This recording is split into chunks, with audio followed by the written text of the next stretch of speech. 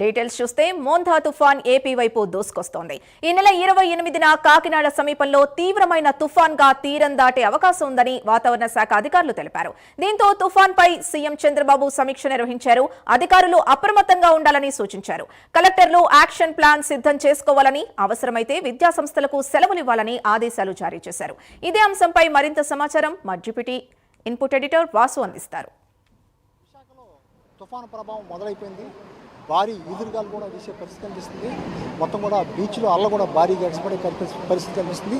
ఈ నేపథ్యంలో ఇప్పుడు ప్రస్తుతం తుఫాను మరి కాసేపట్లో తుఫానుగా మారబడుతుంది. తీవ్ర వాయుగుణం తుఫానుగా మారబోతుంది. ఈ తుఫానుగా మారిన అనంతరం కూడా తీవ్ర తుఫానుగా తీరం దాటే అవకాశం ఉంది. కాబట్టి ఈ 2-3 రోజులు కూడా భారీ నుంచి అతి భారీ వర్షాలు కురిసే అవకాశం ఉంది ఏపీ వ్యాప్తంగా కూడా.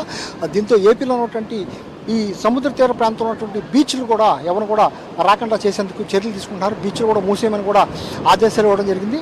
ఇవాళ ఆదివారం కావడంతో సాయంత్రం సమయంలో కొంతమంది సందర్శకులు బీచ్ చూసేందుకు వస్తున్నారు. బీచ్లో అలలను చూసేందుకు ఇతర ప్రాంతాల నుంచి వచ్చినటువంటి పర్యాటకులు కూడా వచ్చే పరిస్థితి కనిపిస్తుంది.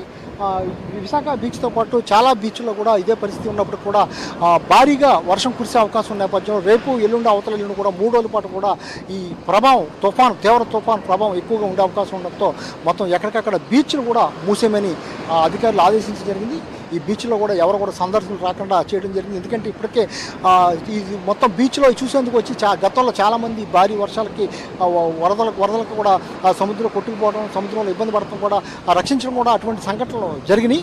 మళ్ళీ పునరావృతం కాకుండా మొత్తం కూడా ఈ ఎక్కడెక్కడ బీచ్లు ఉన్నాయో ఈ బీచ్లు సముద్ర తీర ప్రాంతాల్లో దగ్గర ఎక్కడెక్కడ ఉన్నాయో విశాఖతో పాటు కాకినాడ వచ్చి మిగిలిన ప్రాంతాలన్నింటిలో కూడా బీచ్లోకి సందర్శకులు రాకుండా చర్యలు తీసుకోమన్నారు.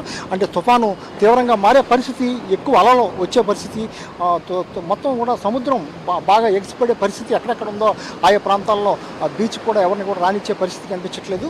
మొత్తానికి ఈ తీవ్ర తుఫాను ఎదుర్కొనేందుకైతే ఇప్పటికే యంత్రాంగం సన్నద్ధం అయిపోయింది. మొత్తం కూడా రాష్ట్ర వ్యాప్తంగా కూడా ప్రత్యేకంగా అధికారులను కూడా నియమించడం జరిగింది. ఐఏఎస్ అధికారులని, సీనియర్ అధికారులను కూడా నియమించడం జరిగింది. ఆయా అధికారులు ఆయా జిల్లాలు ఎక్కడెక్కడ వాటికి కేటాయించారో ఆయా జిల్లాలకు కూడా ఇప్పటికే చేరుకోవడం జరిగింది. ప్రధానంగా ఎక్కువ ప్రభావం ఉండే ఉత్తరాంధ్ర జిల్లాలో ఉమ్మడి విజయనగరం, శ్రీకాకుళం, విశాఖతో పాటు ఉభయ గోదావరి జిల్లాల్లో కూడా ఎక్కువ ప్రభావం ఉండే అవకాశం ఉంది. దీంతో కాకినాడలో తీరం దాటే అవకాశం ఉందని చెప్తున్నారు. ఇక్కడ నుంచి విశాఖ నుంచి మొత్తం మచిలీపట్నం వరకు కూడా ఈ సముద్ర తీర ప్రాంతంలో అలలు భారీగా ఎగసిపడే పరిస్థితి, తీవ్ర తుఫానుగా మారే అవకాశం ఉంది. దీంతో ప్రభుత్వ యంత్రాంగం కూడా అప్రమత్తమైంది. ఇప్పటికే స్వయంగా సీఎంఏ ఈ తీవ్ర తుఫానుపై సమీక్ష జరుపుతున్నారు. ఎప్పటికప్పుడు కలెక్టర్లతో మాట్లాడటం, ప్రత్యేక అధికారులు నియమించినటువంటి ప్రత్యేక అధికారులతో చర్చించడం, ఎటువంటి చర్యలు జరగకుండా, ఆస్తి నష్టం జరగకుండా, ప్రాణ నష్టం జరగకుండా కూడా చర్యలు తీసుకోమని సీఎం ఇప్పటికి ఆదేశించారు. అందులో భాగంగానే ఉన్నతాధికారులు కూడా అందుకు తగ్గట్టుగా ప్రజలను అప్రమత్తం చేస్తున్నారు. ముఖ్యంగా చేపల వేటకు కూడా ఎవరో వెళ్ళొద్దని చెప్పడం జరిగింది. ఇప్పటికే చేపల వేటకు వెళ్ళిన వాళ్ళందరూ కూడా తిరిగి రావాలని కూడా చెప్పడం జరిగింది. వాళ్ళందరూ కూడా తిరిగి వచ్చే పరిస్థితి కనిపించింది. ఈ 3-4 రోజుల పాటు భారీ నుంచి అతి భారీ వర్షాలు ఉండే అవకాశం ఉన్న ప్రజలు అప్రమత్తంగా ఉండాలి. వాతావరణ శాఖ కూడా హెచ్చరిస్తుంది. కెమెరా పర్సన్ సుధాకర్తో వాసు, ప్రైమ్ 9 విశాఖ.